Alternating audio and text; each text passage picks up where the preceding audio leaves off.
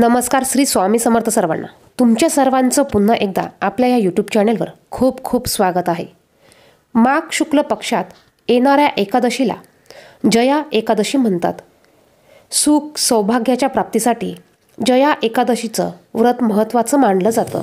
अशी ही जया एकादशी उद्या मंगळवार 20 फेब्रुवारी रोजी आलेली आहे.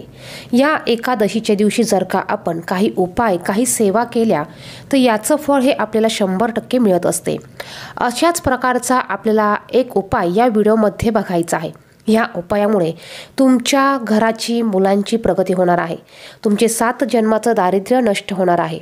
तुमच्या घरात जर का पैसा येत असेल आणि तो जर का टिकत नसेल तर यासाठी तुम्ही हा उपाय आवर्जून करू शकतात. त्याचप्रमाणे घरात पैसा येण्यासाठी घरातला पैसा टिकून राहण्यासाठी तुम्ही हा उपाय करू शकतात. त्याचप्रमाणे मुलांची प्रगती होण्यासाठी नोकरीत व्यवसायात धंद्यात वाढ होण्यासाठी तुम्ही हा उपाय करू शकतात. हा इतका प्रभावी असा हा उपाय आहे. उद्या जया एकादशी आहे आणि एकादशी तिथी ही भगवान विष्णूंना समर्पित आहे. सर्वात अगोदर आपल्याला सकाळी उठल्यावर भगवान विष्णूंची पूजा करायची आहे. भगवान विष्णूंचा फोटो किंवा मूर्ती नसेल तर आपल्या सर्वांच्या देवघरात असलेल्या बाळकृष्णाच्या मूर्तीला तुम्हाला पाण्याने दुधाने पंचामृताने अभिषेक घालायचा आहे. त्यांची पंचोपचारे पूजा तुम्हाला करायची आहे. भगवान विष्णूंच्या मूर्तीला किंवा बाळकृष्णाच्या मूर्तीला अष्टगंध लावायचा आहे. त्याचप्रमाणे अक्षदा फूल अर्पण करायचं आहे.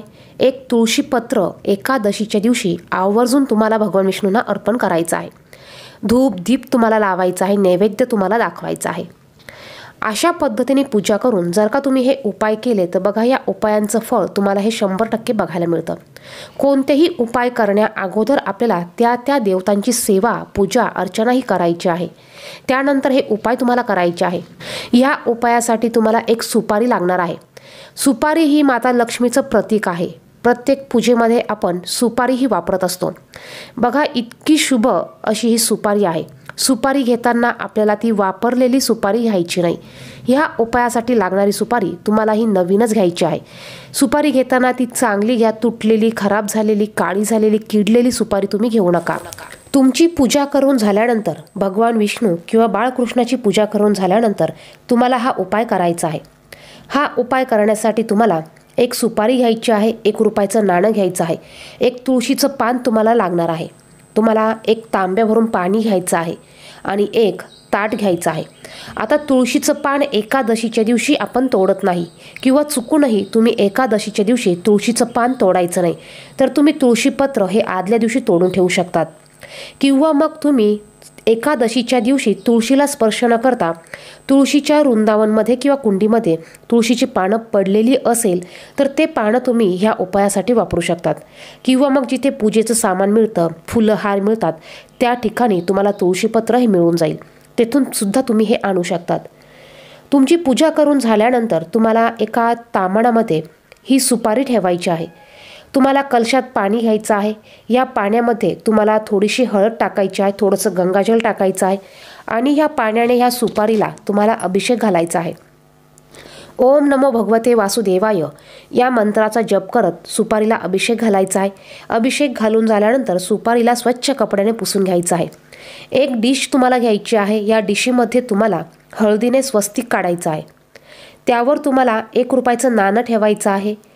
त्या नाण्यावर एक तुम्हाला तुळशीचं पान ठेवायचं आहे आणि त्यावर तुम्हाला ही सुपारी ठेवायची आहे.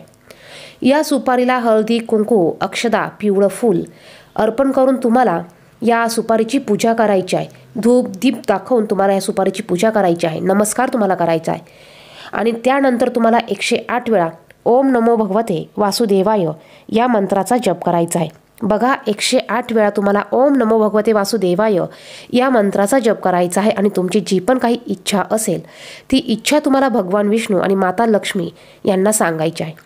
भगवान विष्णू आणि माता लक्ष्मी या दोघांनाही तुमची ती अडचण इच्छा पूर्ण करण्यासाठी तुम्हाला प्रार्थना करायची आहे. मग तुमची कुठलीही इच्छा असू द्या ती इच्छा तुम्हाला माता लक्ष्मी आणि भगवान विष्णू यांच्यासमोर प्रकट करायची आहे. त्यांना विनंती करायची आहे.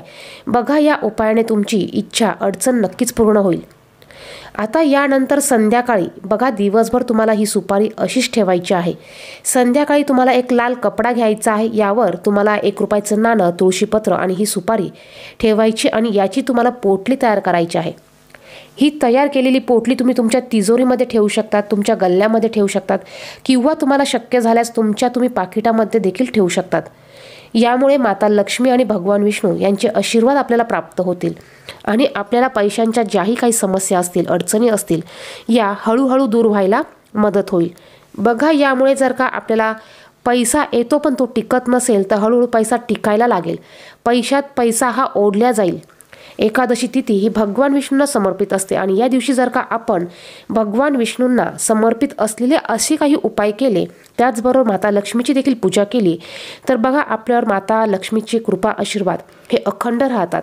भगवान विष्णू जर का प्रसन्न झाले तर माता लक्ष्मी ही आपल्यावर ऑटोमॅटिक म्हणजे आपोआप प्रसन्न होते. कारण जिथे भगवान विष्णू असतात त्या ठिकाणी माता लक्ष्मी ही असतेच. त्यासाठी आपल्याला भगवान विष्णूंना अगोदर प्रसन्न करून घेणं आणि आपल्या घरामध्ये त्यांना जागा करून देणं हे महत्त्वाचं आहे.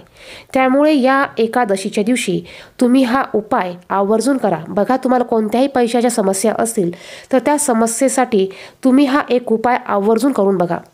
याचे रिझल्ट, याचे फायदे, याचं फळ तुम्हाला हे नक्की मिळेल. त्याचप्रमाणे हा उपाय तुम्ही प्रत्येक एकादशीला देखील करू शकतात. व्हिडिओमध्ये सांगितलेली माहिती आवडली तर व्हिडिओला नक्कीच लाईक करा. चॅनेलवर पहिल्यांदा असेल तर चॅनेलला सबस्क्राईब करा. धन्यवाद. श्री स्वामी समर्थ.